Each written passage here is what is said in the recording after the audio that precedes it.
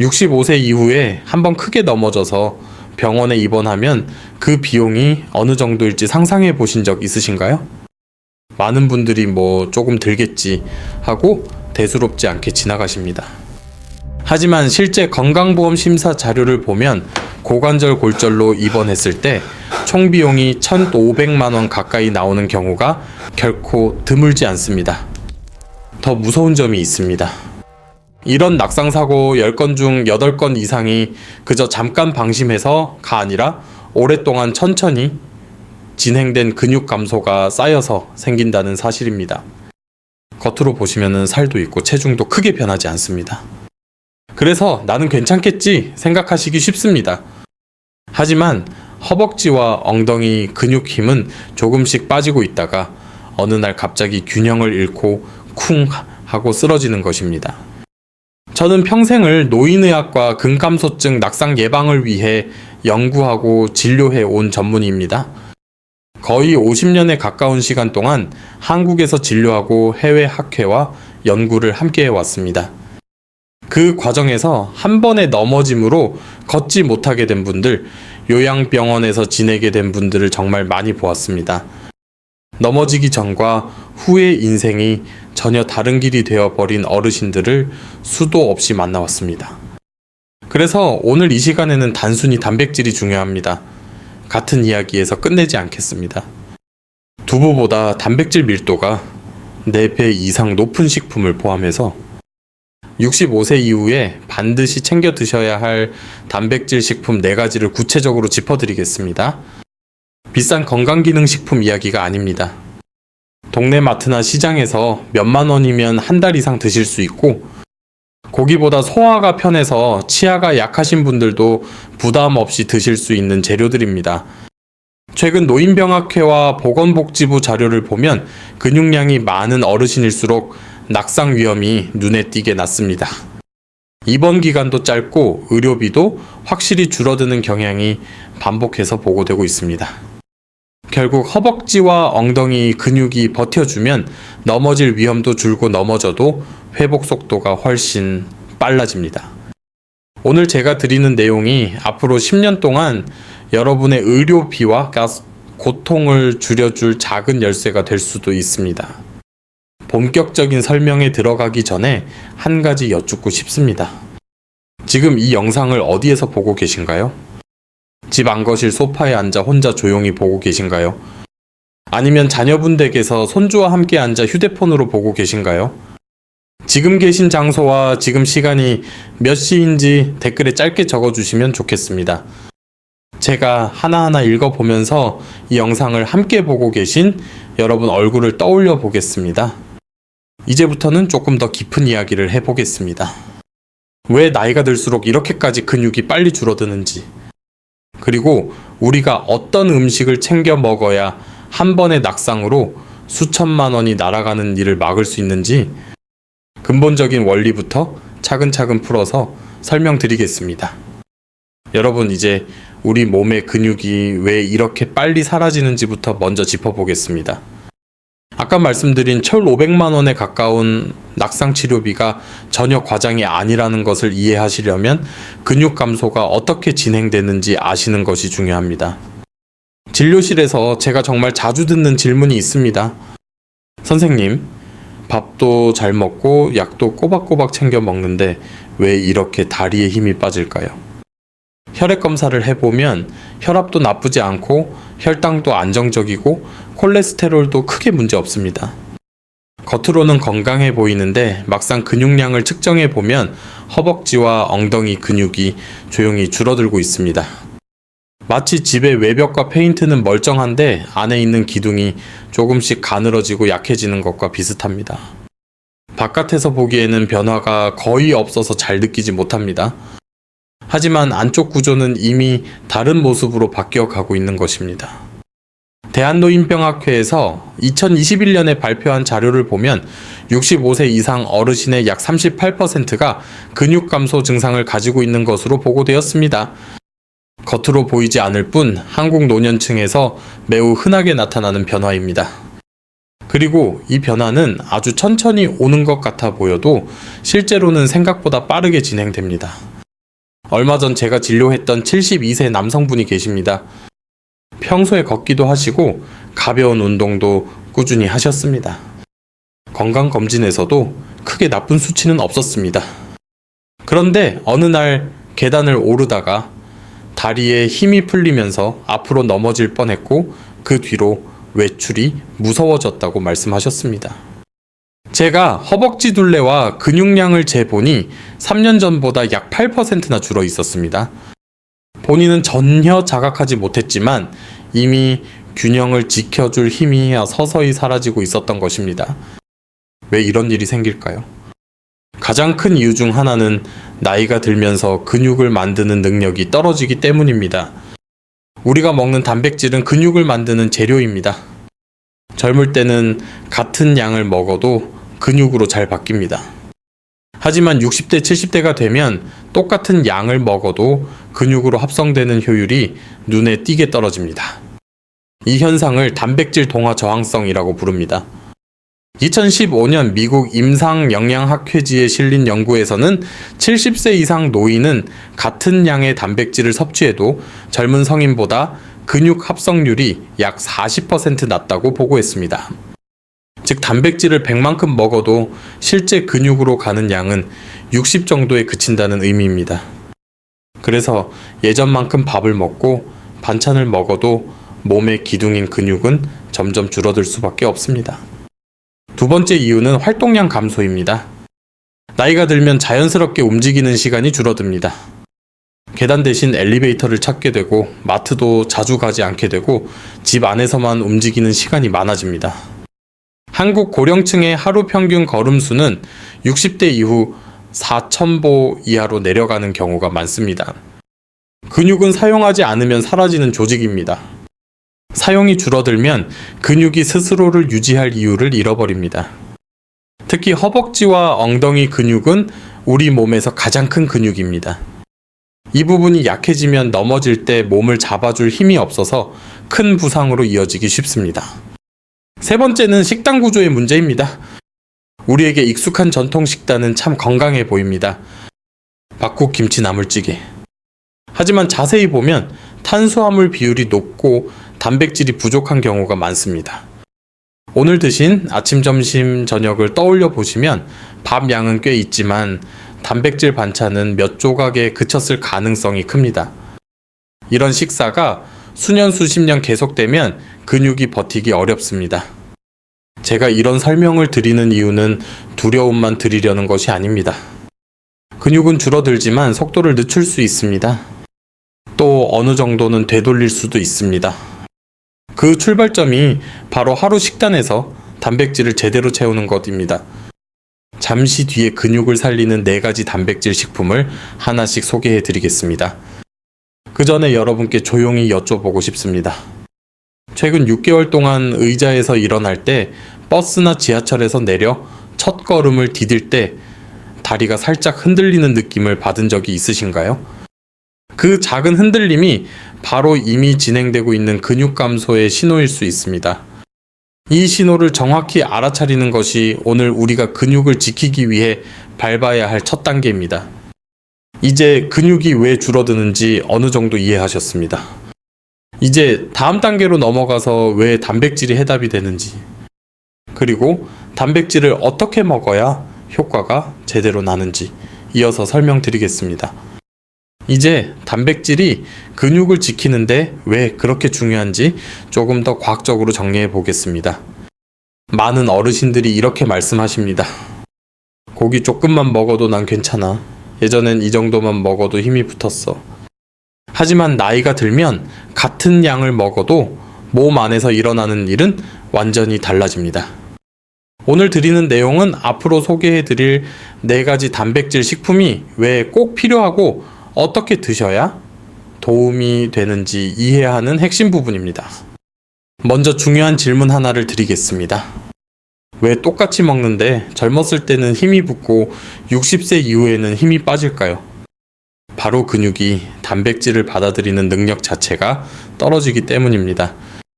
2015년 미국 임상영양학회지 연구에서 70세 이상 노인은 같은 양의 단백질을 섭취해도 근육 합성률이 약 40% 낮다는 결과가 나왔습니다. 단백질 100을 먹었을 때 젊은 사람은 100을 활용하는데 노인은 60 정도밖에 쓰지 못하는 것입니다. 이것을 단백질 동화 저항성이라고 부릅니다. 쉽게 말하면 근육으로 들어가는 문이 예전만큼 활짝 열리지 않는 상태입니다. 한국의 자료에서도 비슷한 양상이 보입니다. 국립노인관련기관과 학회 보고에 따르면 65세 이상 어르신의 하루 평균 단백질 섭취량은 권장량의 약 70% 수준에 그치는 경우가 많습니다. 먹는 양도 부족하고 흡수하는 능력도 떨어져 있는 이중고인 셈입니다. 당연히 근육은 줄어들 수밖에 없습니다. 이 과정을 이해하기 쉬운 비유가 있습니다. 단백질은 벽돌입니다. 운동은 벽돌을 쌓는 일꾼입니다. 젊을 때는 벽돌이 약간만 있어도 일꾼들이 빠르게 집을 지었습니다. 하지만 나이가 들면 일꾼의 속도도 느려지고 벽돌을 들여보내는 문도 좁아집니다. 이때 벽돌까지 부족하다면 집이 완성되기 어려운 것은 당연합니다. 여기에 또 하나 중요한 개념이 있습니다. 바로 한 끼에 필요한 단백질 최소량입니다. 캐나다 맥길 대학교 연구에 따르면 근육 합성 스위치가 켜지는 단백질 양은 한 끼에 약 20-25 코목 정도입니다. 이보다 적게 먹으면 몸은 이를 근육 재료로 쓰지 않고 에너지로 사용해 버리는 경향이 있습니다. 많은 어르신들이 하루 3끼를 드시지만 각 끼니마다 단백질 양이 너무 적어서 근육 합성 스위치가 한 번도 켜지지 않는 경우가 많습니다. 실제 사례 하나를 말씀드리겠습니다. 제가 진료했던 68세 여성분은 평생 밥, 김치, 나물 중심 식단을 드셨습니다. 고기는 속이 불편해서 잘 드시지 못하시고 생선도 가끔만 드셨습니다. 식단을 분석해보니 하루 전체 단백질 섭취량이 이목구구 정도였습니다. 한 끼에 5-8가마 정도에 지나지 않았습니다. 계단을 오를 때 숨이 차고 다리가 무거워졌다고 하셨지만 체중은 그대로였습니다. 근육 합성 스위치는 하루 종일 한 번도 켜지지 않았던 것입니다.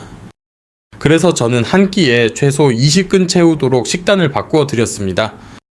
검은 콩밥 반, 공기 고등어 통조림 반, 캔 들깨가루 한 스푼을 조합해서 아침과 점심에 넣었습니다. 4주 후 그분은 계단 오르기가 훨씬 편해졌어요. 라고 말씀하셨습니다. 실제 근육량 검사에서도 좋아진 결과가 나왔습니다. 단백질의 양과 구성을 제대로 맞추는 것만으로도 몸이 반응하기 시작한 것입니다. 이제 여러분도 느끼셨을 것입니다. 근육이 줄어드는 것이 단지 나이를 먹어서만은 아닙니다. 단백질을 충분히 먹지 못하거나 먹어도 몸이 잘 사용하지 못해서 생기는 문제입니다.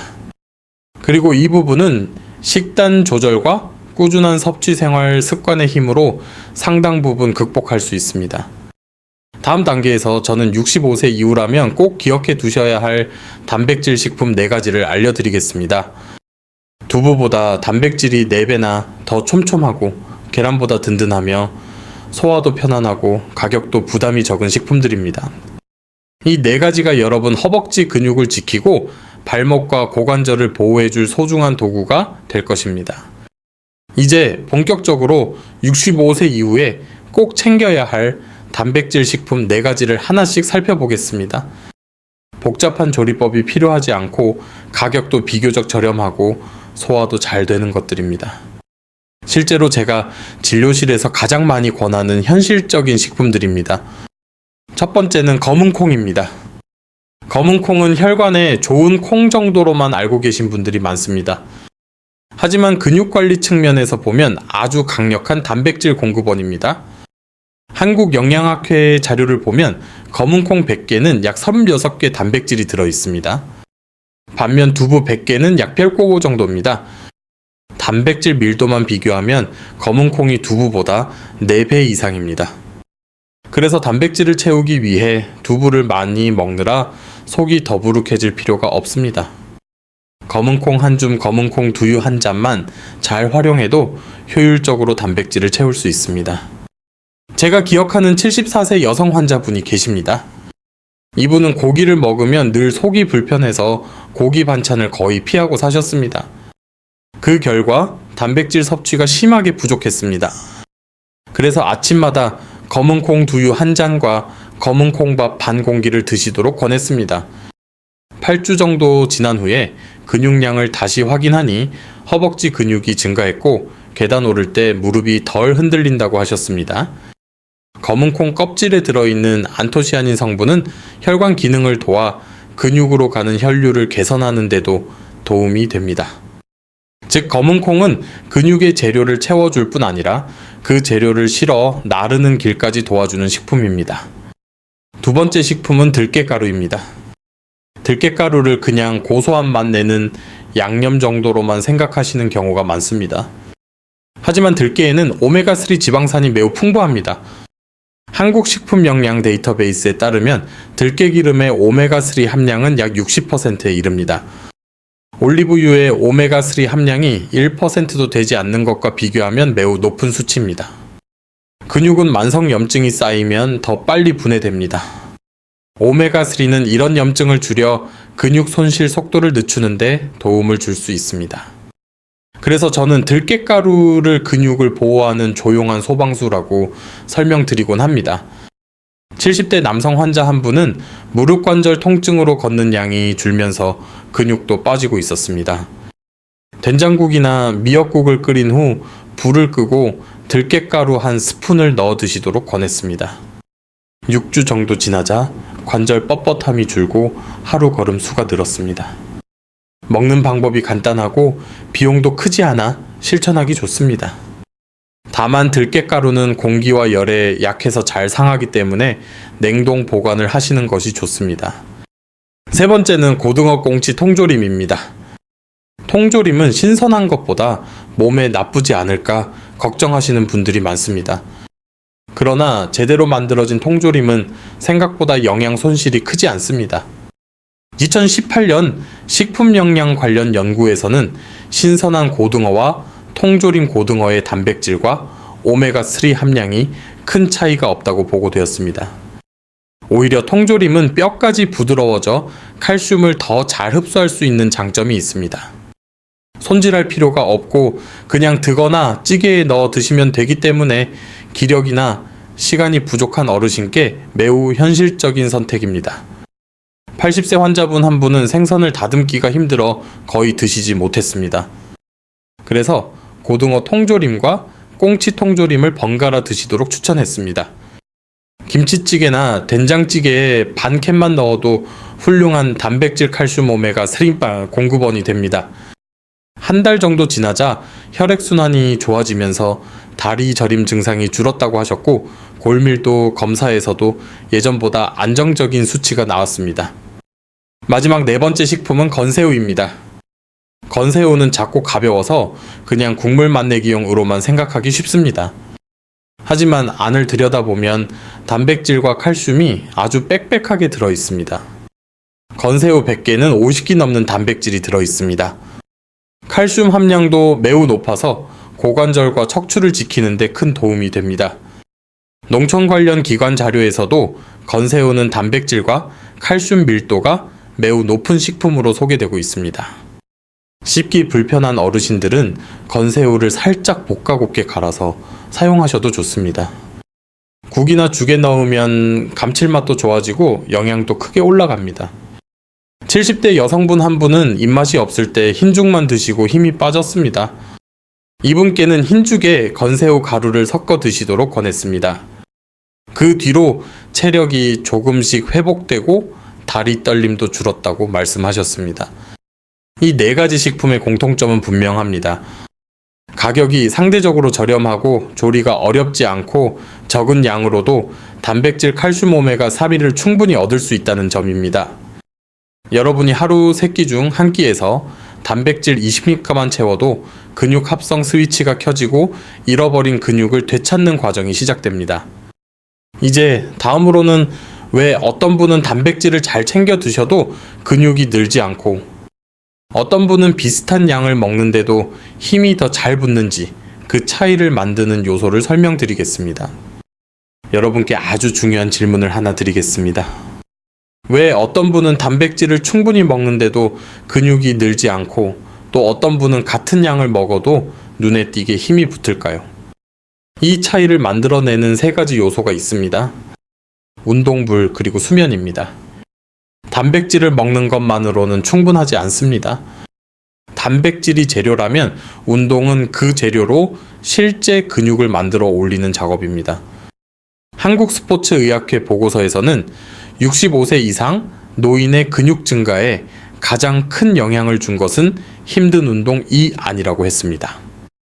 일상 속에서 가벼운 하체 사용을 꾸준히 실천하는 것이 더 효과적이라는 결과가 나왔습니다. 근육은 자극이 와야 단백질을 받아들이는 문을 엽니다. 자극이 없으면 아무리 좋은 단백질을 먹어도 근육으로 흡수되는 양이 줄어듭니다. 제가 진료했던 76세 여성 환자분이 있습니다. 이분은 단백질은 매일 잘 챙겨 드셨습니다.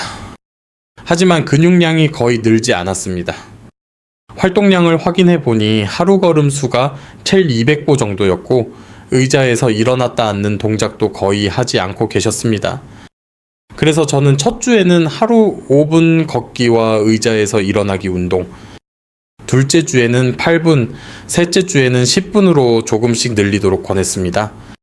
4주가 지난 뒤 재검사를 했더니 같은 양의 단백질을 먹고 있음에도 근육량이 증가했고 다리의 안정감도 좋아졌습니다. 운동이 단백질의 효과를 켜주는 스위치 역할을 한 것입니다. 두 번째 요소는 수분입니다. 나이가 들면 갈증을 느끼는 감각이 둔해집니다. 그래서 탈수가 와도 본인이 잘 느끼지 못합니다. 하지만 탈수 상태에서는 근육 회복이 더디게 진행됩니다. 근육은 단백질과 아미노산을 피를 통해 공급받습니다. 몸 안에 수분이 부족하면 혈액이 끈적해지고 근육으로 가야 할 영양 공급이 줄어듭니다.